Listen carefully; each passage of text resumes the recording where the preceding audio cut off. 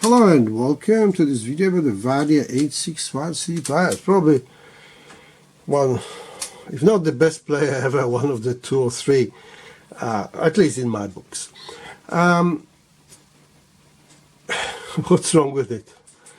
Well, it has died while being modified or upgraded.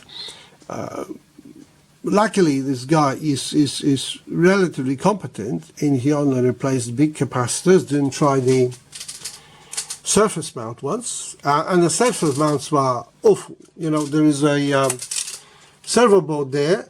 Out of 30, maybe 2 or 3 are good, the rest have a high ESR. And on this board, those 4 at the back are leaky. All these here are good in the dark section, excuse me. And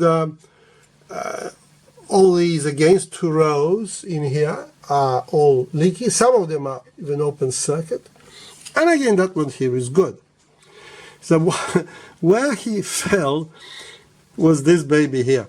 He originally fitted some big boy, and of course big boy had fat legs, and when he was extracting it damaged the plated through hole.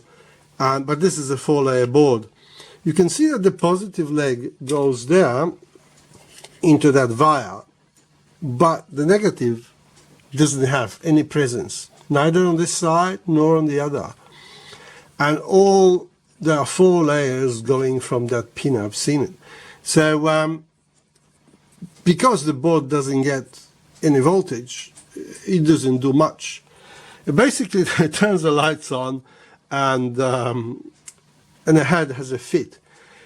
After I've tried to fix it, I thought I'll just flood it with flux and then with solder. And it did some positive things because there's more action from the mechanism, but obviously it hasn't been successful. So I'll have another go. I have another bit of a plan of how to join them together.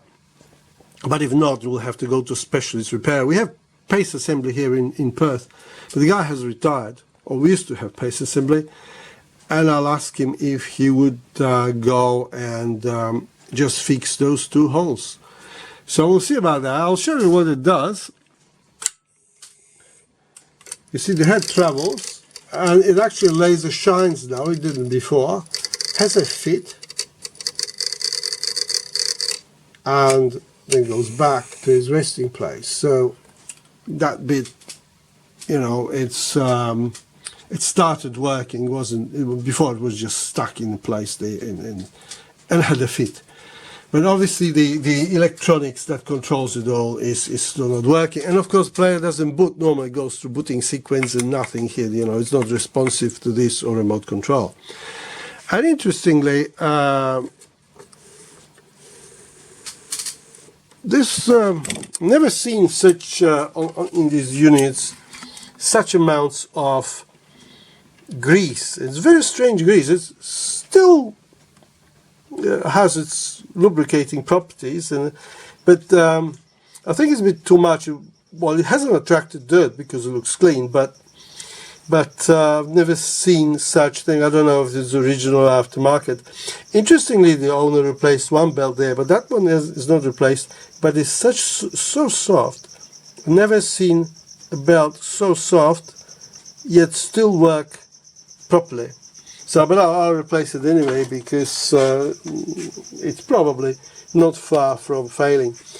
So I just thought to tell you now, don't tinker too much. And with capacitors, it's not the value only, you know, like capacitance and voltage, but it's the physical size. I've seen time and time again when people put capacitors that are too big, then run wires to them and create antennas. You know, they sit down on the board for a reason. You know, you shouldn't particularly mechanically modify it anyway and run wires to them, particularly when there is a high frequency involved and noise can be generated that goes to audio circuits. Anyway, enough of my ranting, and till the next one. Bye bye.